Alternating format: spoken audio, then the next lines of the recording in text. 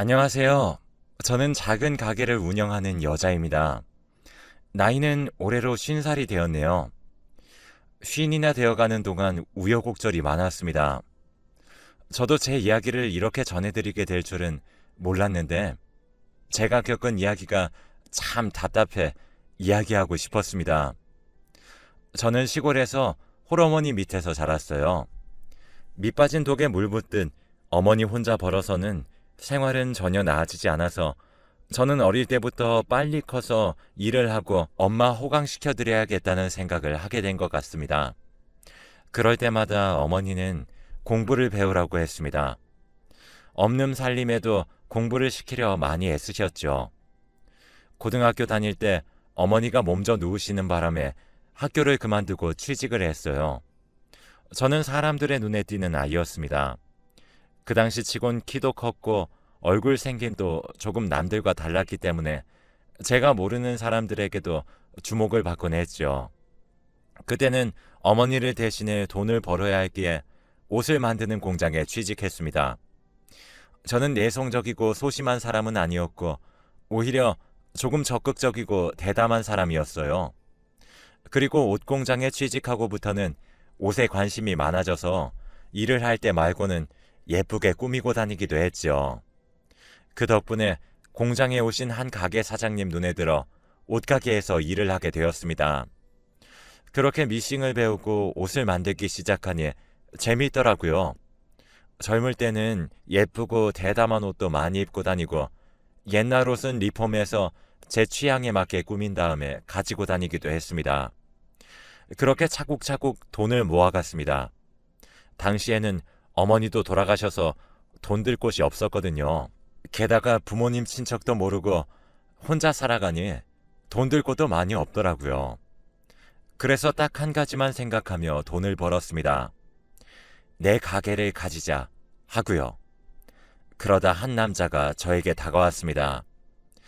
그는 저의 전 남편으로 허세가 있긴 했지만 착한 사람이었습니다. 그는 당시에 작은 가게에서 일하고 있던 직원이었는데 돈도 그리 많이 벌지 못하고 가지고 있는 돈들은 모두 본인 꾸미는 데 쓰는 그런 사람이었죠. 처음에 저를 좋아한다고 했을 때는 별로 탐탁지 않았습니다. 돈을 있는 대로 다 써가면서 어떻게 돈을 모아 출세를 할 수 있을까 싶으면서 미래가 보이지 않았기 때문이죠. 그렇지만 그는 화술이 화려했습니다. 이런 말 저런 말 하며 사람들의 환심을 사는 것도 잘했거든요. 그 사람은 항상 손에 물 하나 묻지 않게 해주겠다, 호강시켜주겠다, 더 좋은 집에서 살게 해주겠다, 내가 더 성공해주겠다는 등등의 말을 항상 했는데 그런 말을 들을 때면 성공하면 행복할 줄 알았고 손에 물 한 방울 안 묻히면 힘들지 않을 줄 알았습니다. 결국 끈질긴 그 사람의 구애 끝에 저도 그런 그의 재미난 성격에 이끌려 결혼을 하게 되었답니다. 결혼을 할 때 시댁에서는 반대가 심했어요. 부모도 없는 사람인 주제 자기네들 집안에 발을 들이려면 지참금이라도 가지고 오라고 하더라고요. 결국 저는 제가 가진 돈을 탈탈 털어 남편과 결혼했습니다. 그 돈은 모두 가게를 차리는 데 들어갔어요. 솔직히 시댁의 행동은 화가 났죠.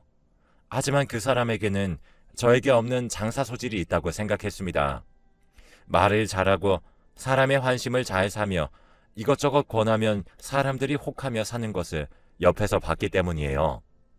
그렇게 제 돈을 미천 삼아 가게를 하려는데 남편은 더 크게 해야 한다며 주변 사람들에게 돈을 마구 빌리더군요. 처음에 저는 굉장히 부담이 됐고 무서웠어요. 만약 이러다가 잘못되면 우리는 빚더미에 올라앉게 되니까요. 그런데 그 사람은 생각보다 잘 해내더라고요. 그렇게 가게는 잘 되어 갔습니다. 그러자 그는 점점 더 많은 걸 원하게 됐어요. 저는 처음에는 겁이 나서 이 정도면 괜찮다고 계속 그를 말렸지만 그는 무슨 말이냐며 물 들어올 때 노져야 된다며 빌린 돈을 모두 다 갖다 부어 가게를 확장시키는데 혈안이 되었어요. 그리고 몇 년 뒤에 저희는 꽤나 규모가 있는 가게를 가지게 되었답니다. 원래부터 허세가 있었던 남편은 돈이 들어오자 뭐에 홀린 것처럼 회장님 행세를 하며 사람들에게 돈을 뿌리고 보증을 서거나 투자를 했고 사람이 점점 바뀌었죠. 제가 보증만큼은 서지 말라고 말하면 여자가 어디 사업하는데 끼어들어 하고 혼내거나 암탉이 울면 집안이 망한다는 것도 모르냐? 는 식으로 말했습니다.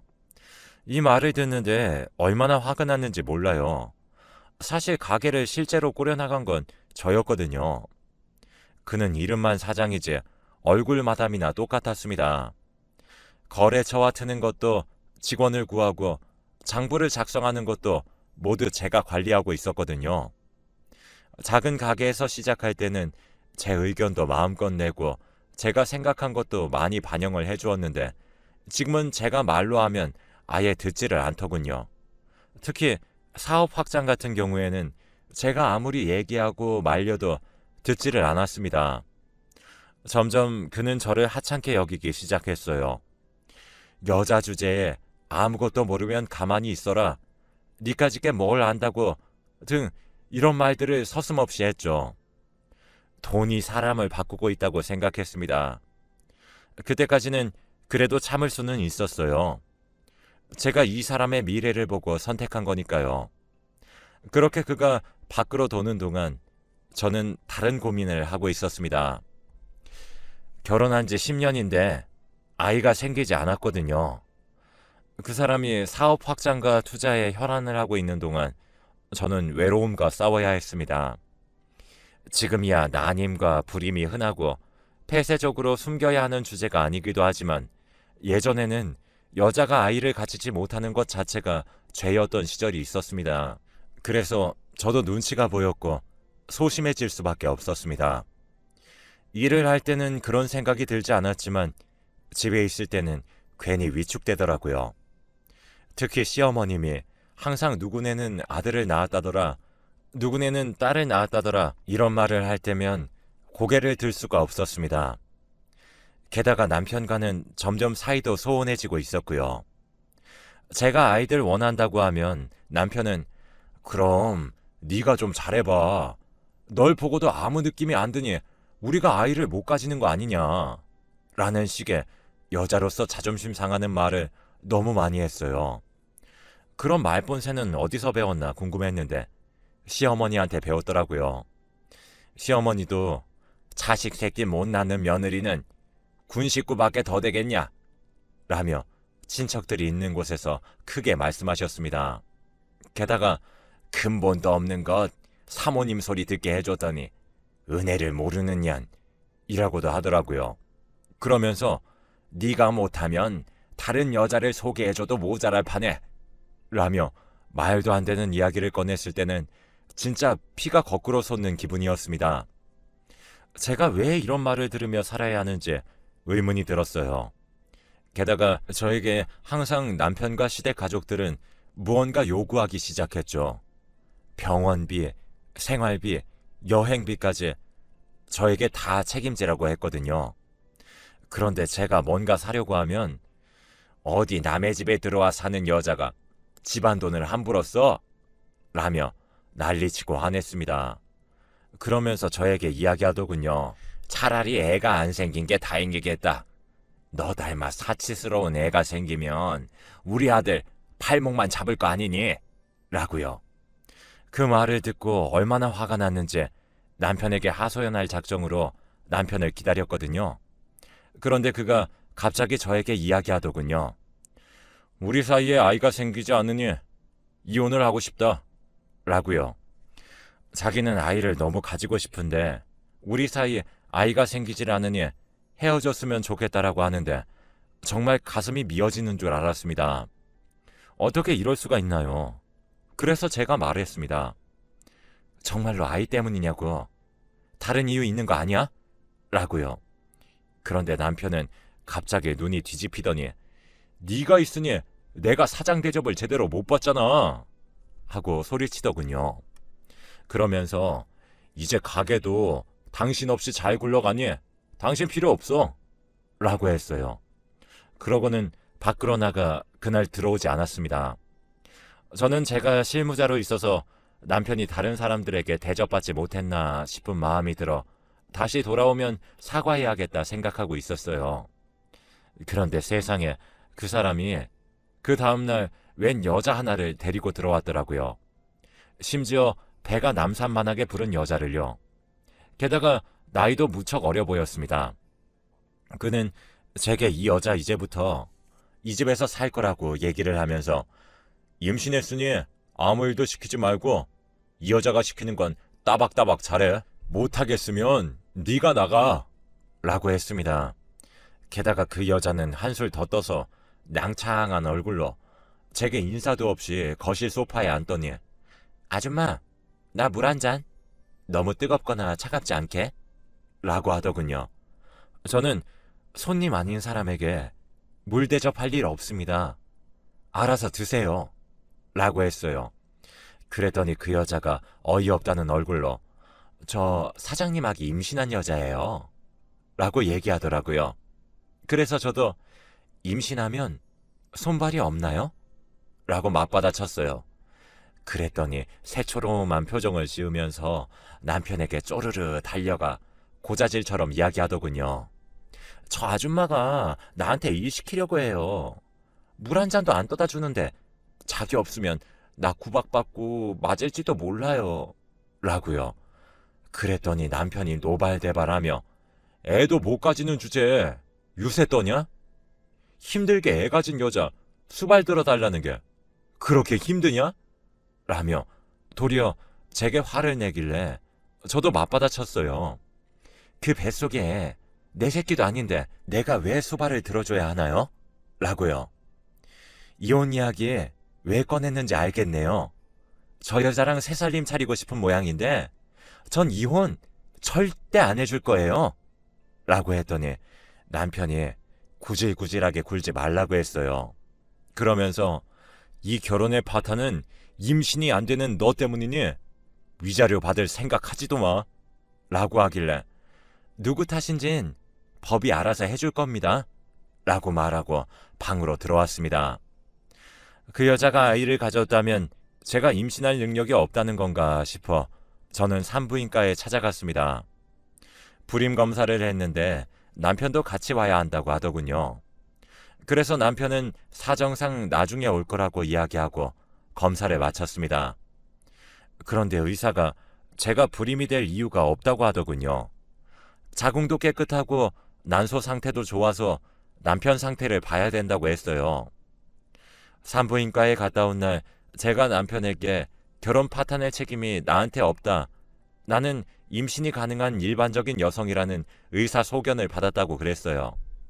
그랬더니 몇 년 동안 애가 안 생기면 문제가 있는 거 아니냐고 되려 제게 소리를 치더라고요.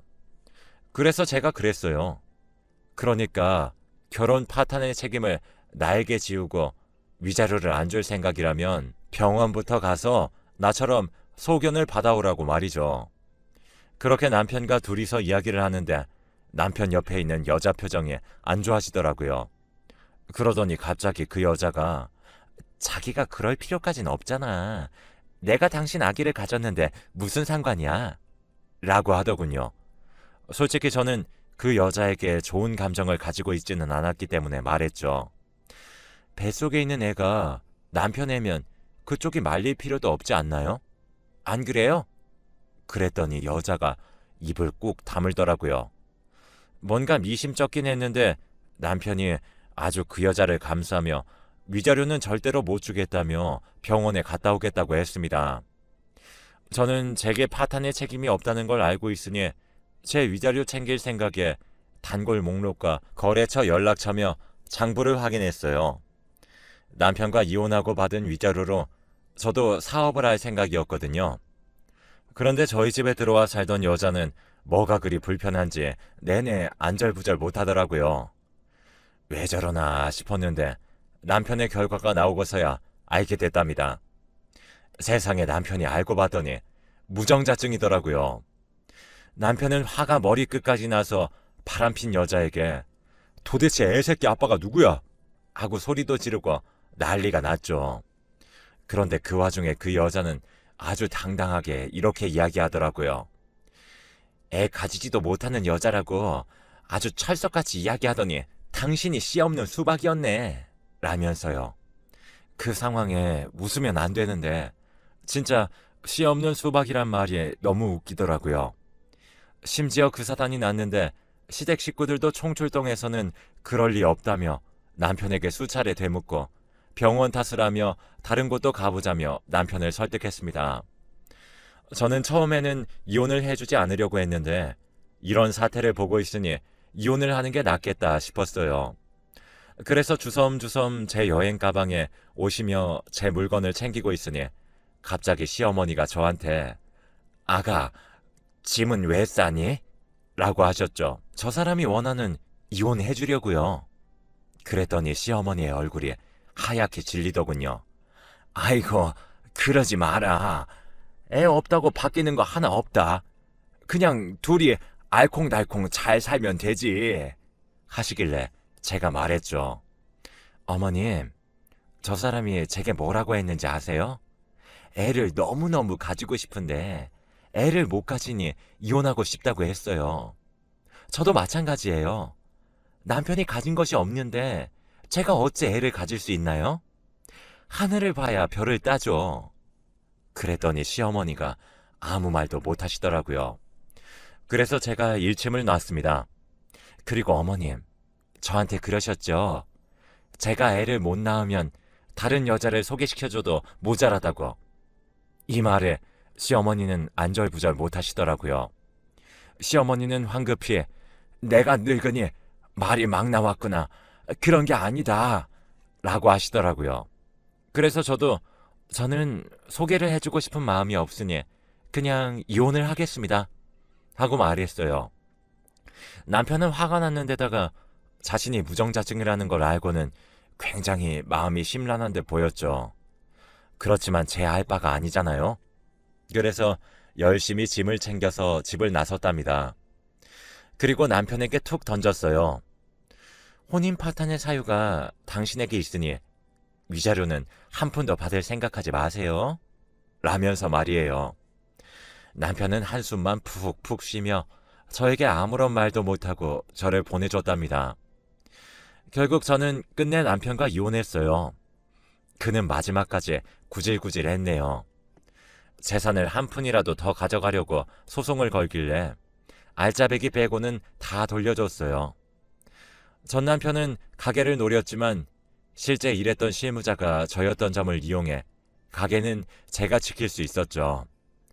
저는 남편 보란 듯이 괜찮은 남자 만나 재혼에도 성공했습니다. 그리고 아이도 2명이나 낳아서 잘 키우고 있지요. 재혼한 남편은 참 가정적인 사람입니다. 저는 사업이 저에게 맞는다 생각하고 위자료로 받은 가게를 잘 키워오고 있어요. 사실 그 후에 여러 지인분들과 사업 거래처 사장님들이 전 남편 이야기를 하는 걸 들었는데 저와 이혼한 후에 그 여자와는 단단히 틀어지고 여자는 도망갔다고 하더라고요. 그리고 새로 사업을 계획한다고 투자를 하라며 다녀갔다고 합니다. 저는 투자할 생각이세요? 하고 물었는데 지인들이 똑같이 하는 말이 이야기는 대단한 것 같은데 세부 내역이 영 엉망이고 허황된 계획뿐이라 그럴 생각 없네요. 라고 하더군요. 그렇게 전 남편은 아는 사람들을 상대로 돈을 빌릴 수 없자 또 무리하게 대출과 잘 알지 못하는 사람들을 말로 꼬드겨 돈을 받았더라고요.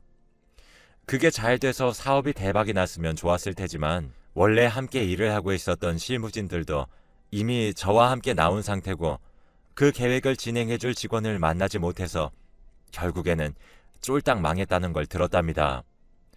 그러면서 투자했던 사람들에게 고소당해서 한바탕 또 난리가 났었다고 하더라고요.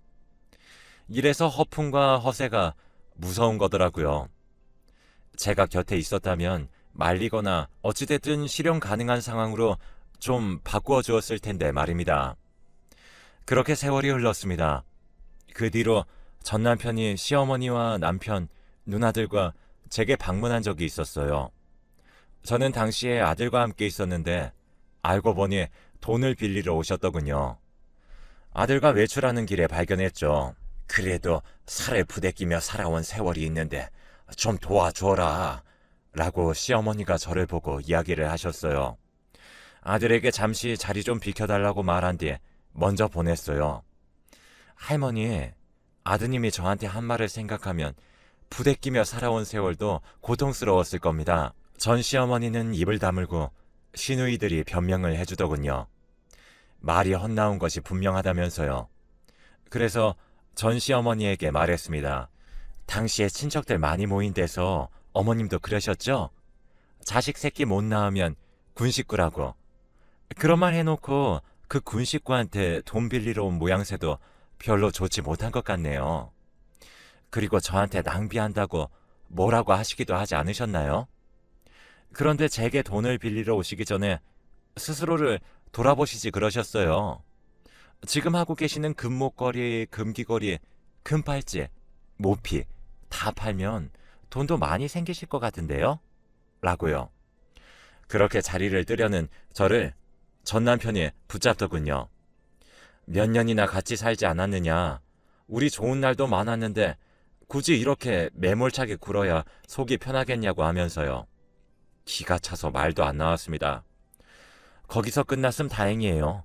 오히려 한술 더 떠서 이러지 말고 다시 돌아오라며 받아주겠다는 어이없는 말을 하길래 아들을 다시 불렀습니다.